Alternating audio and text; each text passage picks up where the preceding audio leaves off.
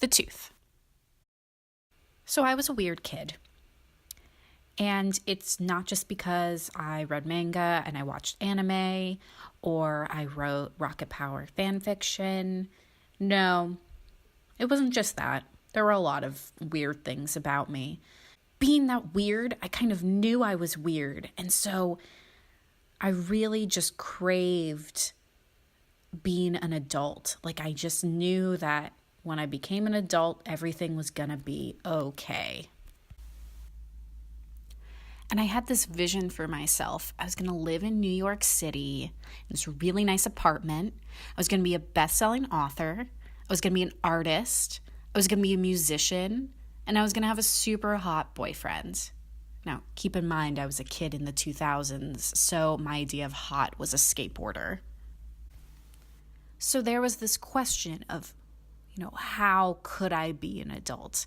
And one of the indicators of adulthood for me at age 11 was the loss of baby teeth and having adult teeth.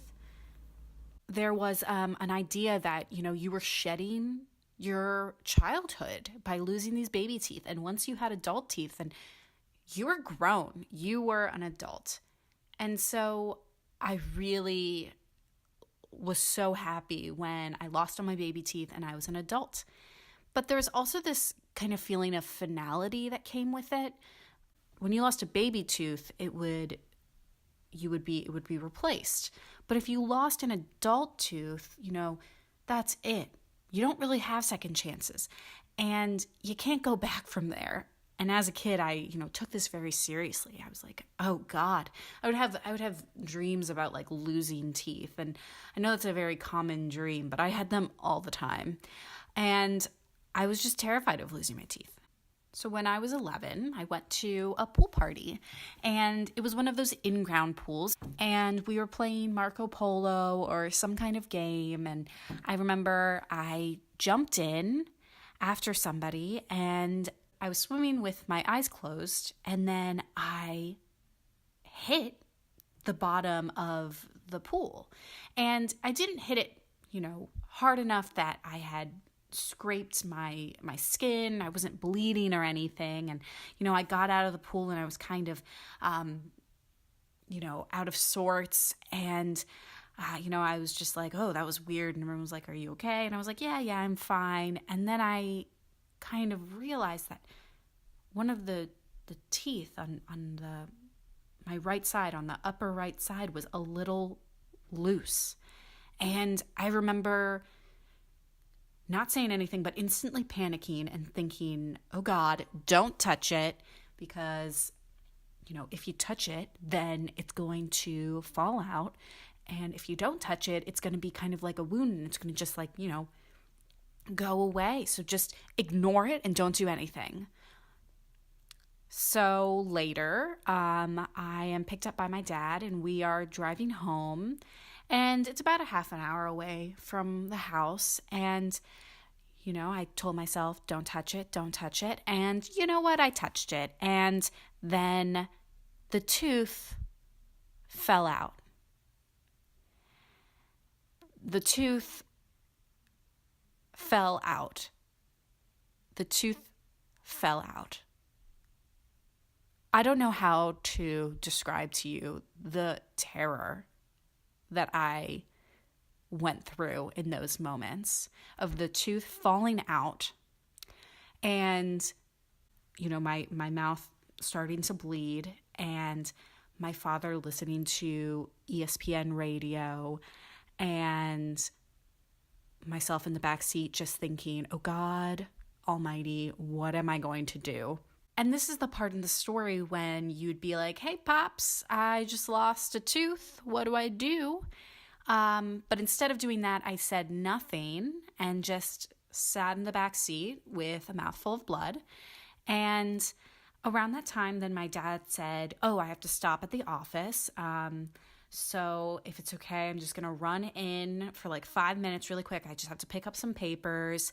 And I'm like super cool, just like, And as soon as he leaves, I'm just all over the car looking for anything. Of course, my father is meticulously clean and super into his car. So there's no, napkins or tissues. This is not a mom car. This is a dad car. And so I'm like just looking around anywhere, everywhere.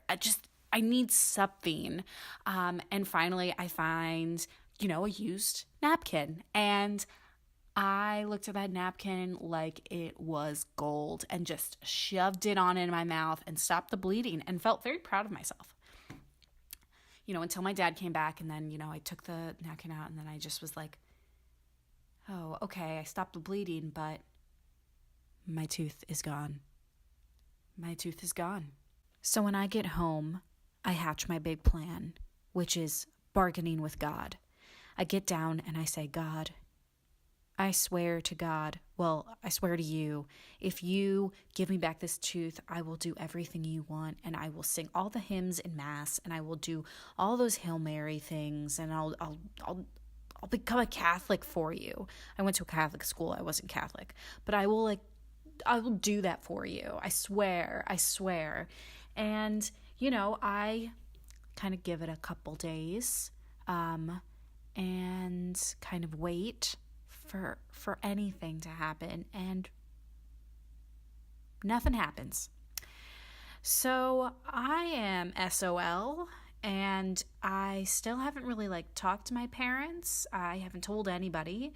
It's the summer, so I'm not around my friends. I'm not at school, and I'm one of 4 kids, and teeth were just falling out all the time. And I doubt I even told them that I thought I had all my adult teeth. I was very private back then because I wanted so badly to have my independence from my family. And so I didn't let on any of this anxiety that I was experiencing because I knew that, then the jig would be up. Everyone would know that I'm just a baby. And so months pass, and I am just bereft and full of concern and anxiety and can't sleep, and it's all I think about. And after a while, it just becomes this, this undercurrent of anxiety that just haunts me throughout my days. And I just, kind of accept it. And I realize I'm just going to be a toothless old person. I'm not going to live in a penthouse. I'm going straight to a nursing home. I'm basically a grandma. I'm going to need dentures. So after 8 months, I go into the bathroom and I look at myself, and I look closer, and I can't believe what I'm seeing. There's a little tooth coming in. The tiniest tooth is right there. It's right there. And I am so overjoyed. I don't even know what to do. I'm so excited and happy. And I just realized that, I don't know what it was. I don't know if it was like a second adult tooth that came in, or, if God answered my prayers. But it was probably most likely that it was a baby tooth that fell out and not an adult tooth. And so I realized that, maybe at age 11, I wasn't ready to be an adult. But maybe at age 12, I could be one.